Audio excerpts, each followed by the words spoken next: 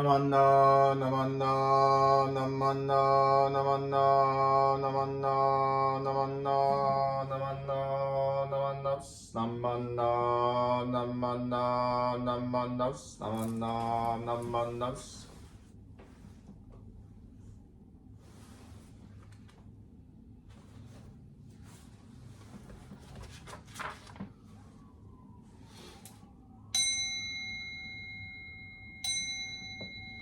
아곤 조세간 이시무조도 시간 부만족 세부조쇼각 나오무료고 부이다이세슈 부사이쇼빙 세부조쇼각 가시조분노묘쇼조지포 극교미쇼몸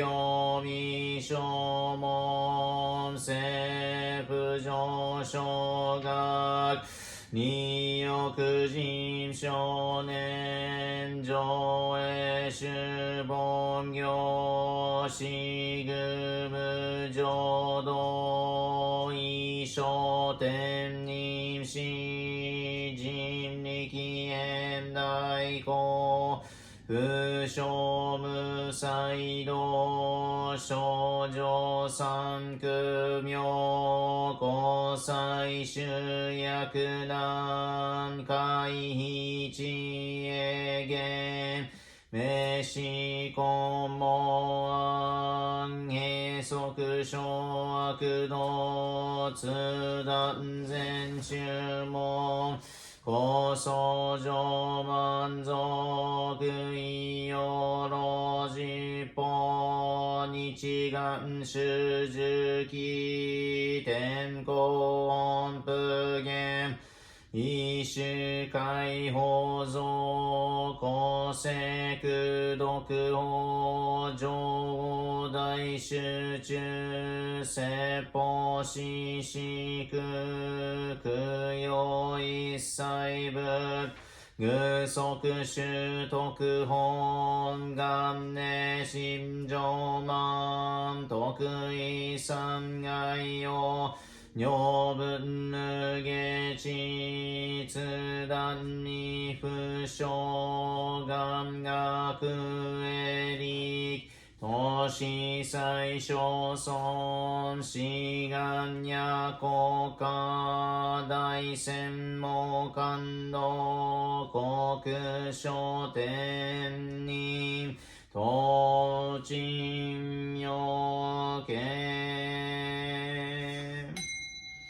나만나브 나만나브 나만나브 나만나브 나만나브 나만나브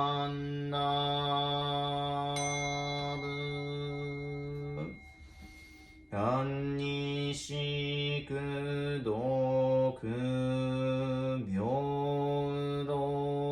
세이사이 노혼보다 이신 오조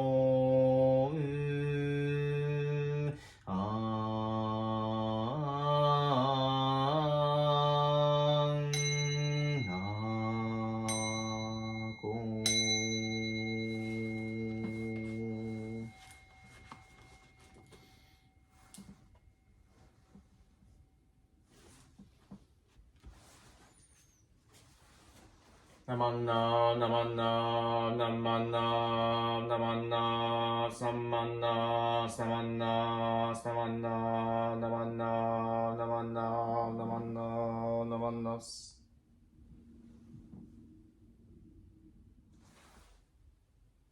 Good morning. I'd like to thank you for participating in today's service. There's something I'd like to kind of mention before I get started, which is that on December 31st, 2023, the Seattle Betsuin, or the Seattle Buddhist Church, has experienced an unfortunate incident where a portion of the structure was significantly damaged. I'd like to reiterate that in this time of need, if we could find it possible to help assist them financially, I think this will go a long way in terms of helping with the rebuilding. If you know anybody who lives or goes to that temple, please let them know that we are concerned for them and that our thoughts are with them. I'd also like to note that not too long ago, our sister temple suffered a loss in Hawaii. The Lahaina temple experienced a natural fire where they sustained a substantial loss and total loss of its hondo and some of the major facilities at that location. So if we could extend them our thoughts along with financial assistance that we can send over there, that would be greatly appreciated. Our temple, and along with the Bay District, has already sent financial assistance to them. And I'd like to thank our members for their generous and warm care.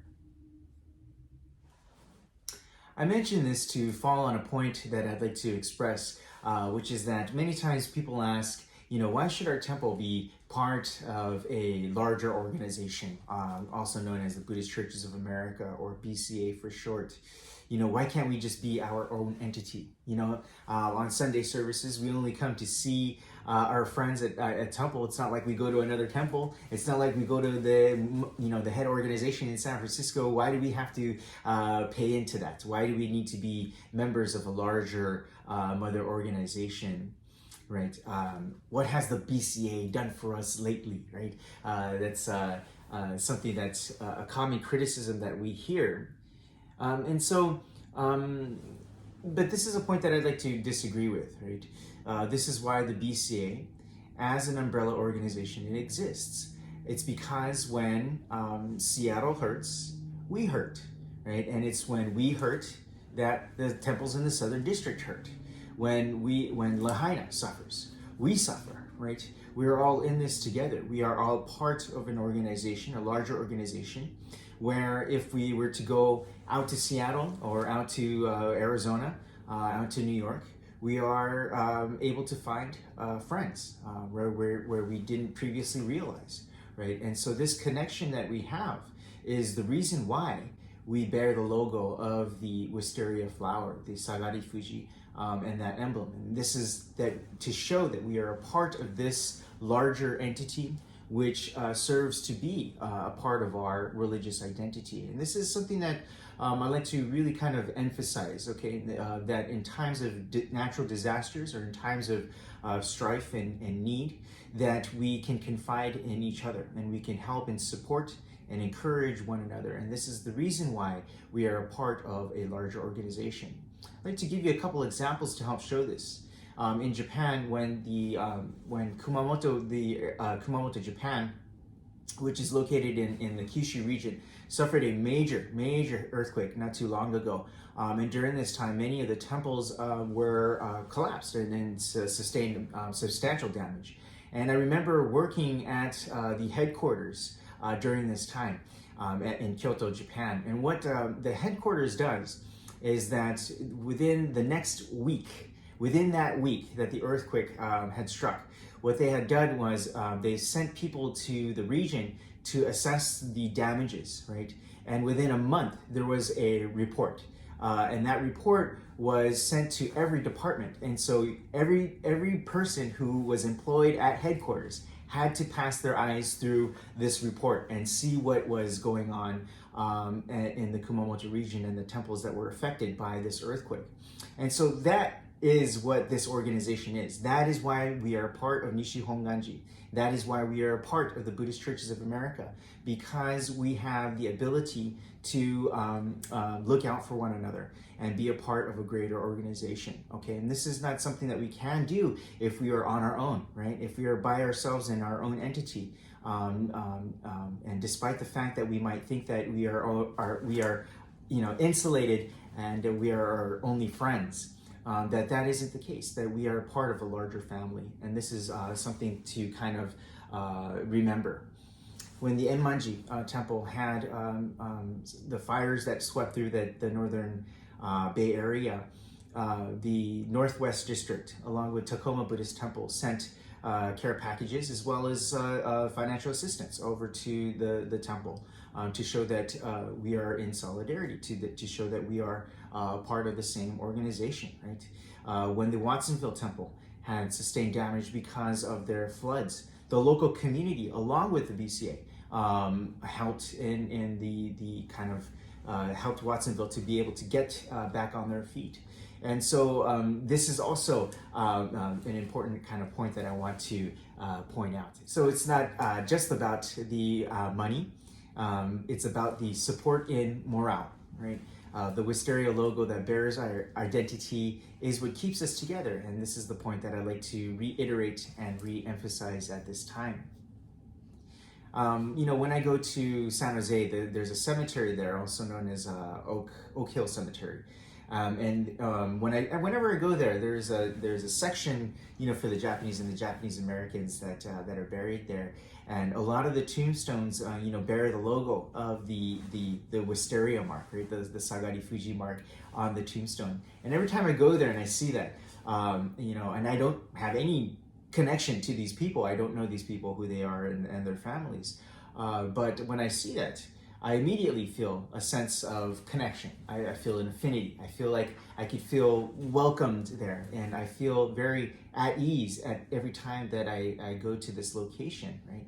And it's the same when there are a couple cemeteries out in the Tacoma region, when the tombstones also have this Sagari Fuji mark, I also feel like I am a part of them, that I know them, and I can feel comfortable being around that area. Okay.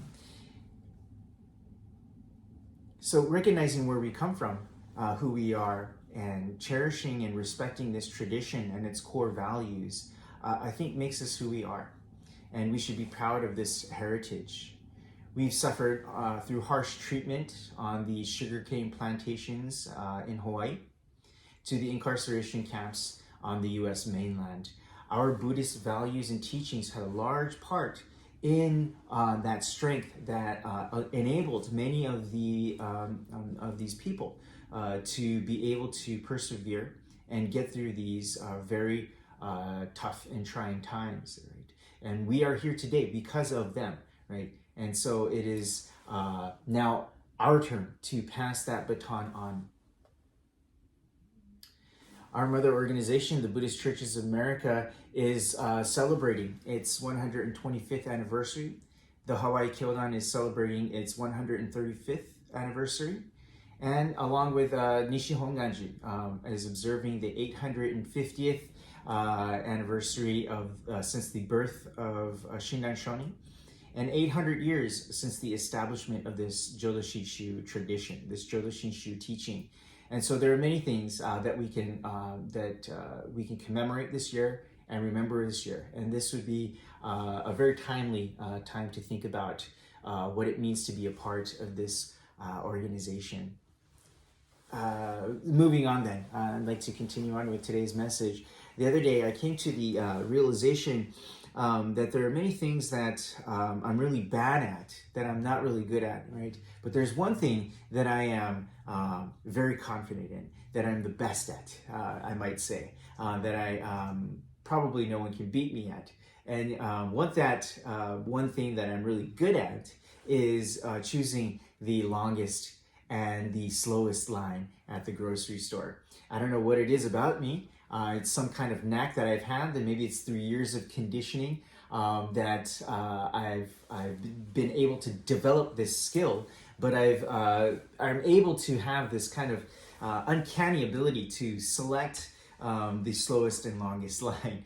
And so when I see a line that's really short, I go over to that line, only to have it all of a sudden the register starts to break down, or it freezes and it needs to be restarted. The computer needs to be rebooted, or there needs to be some kind of price check on some item that's way down on the other side of the store, right?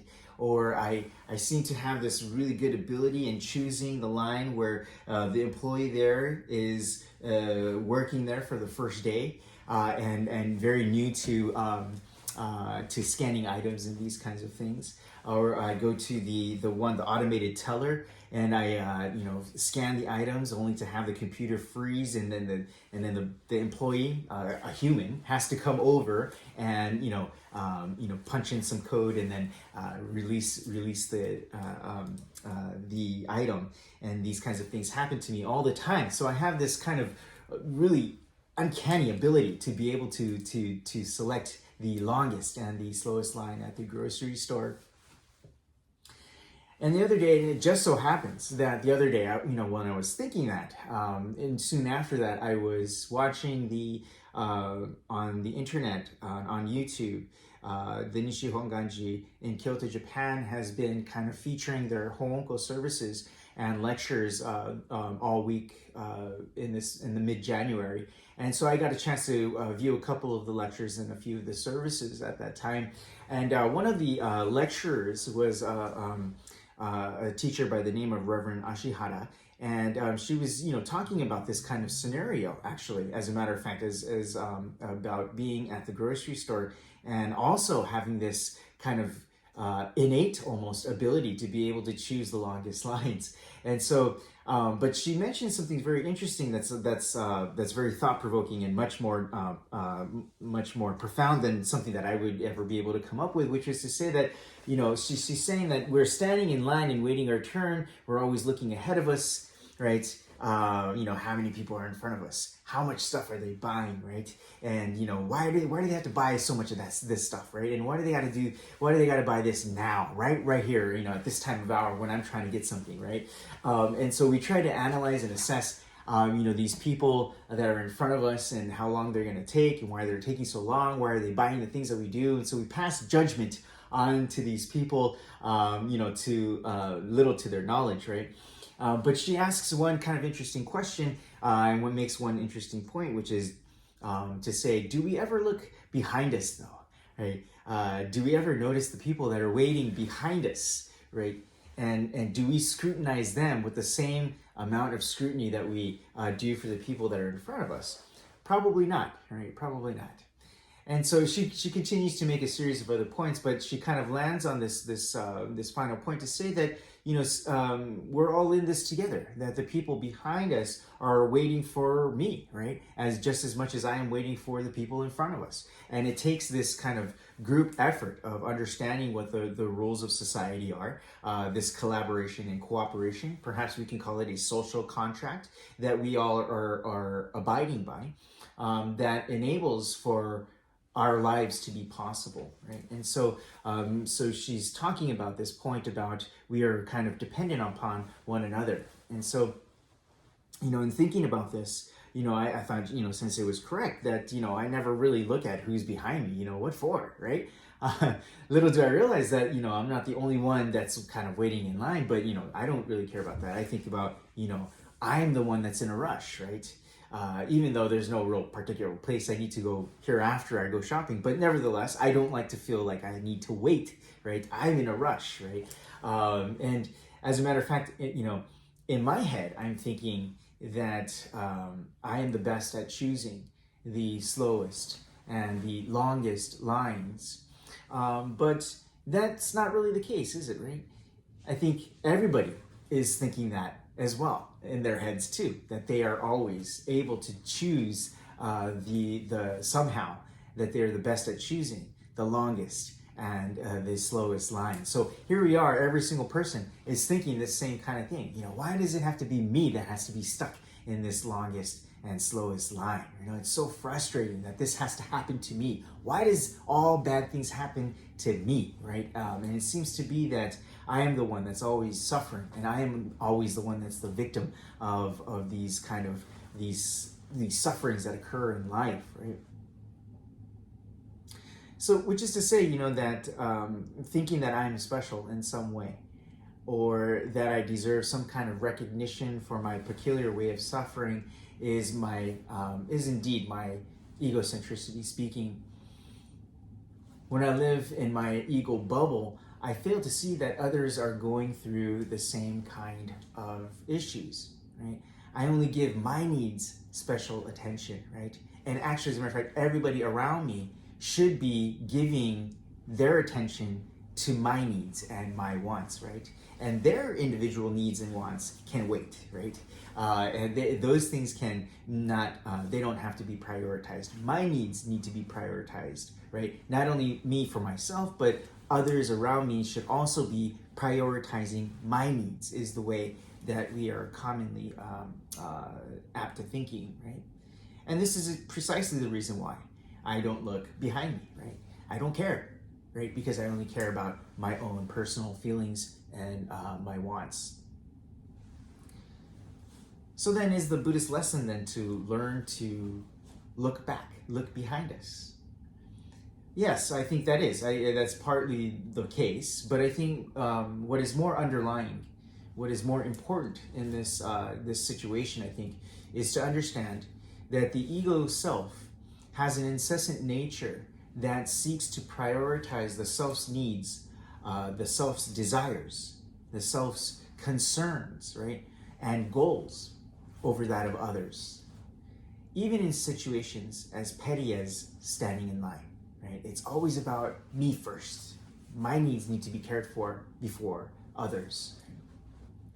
And for this reason, Shinran Shonin tells us that the true path to spiritual liberation is not found in the reliance on the self, but rather on the reliance on Amida Buddha's boundless wisdom and compassion. Right? He explains, how can I break free from this world of delusion when I am the very source of that delusion? Right?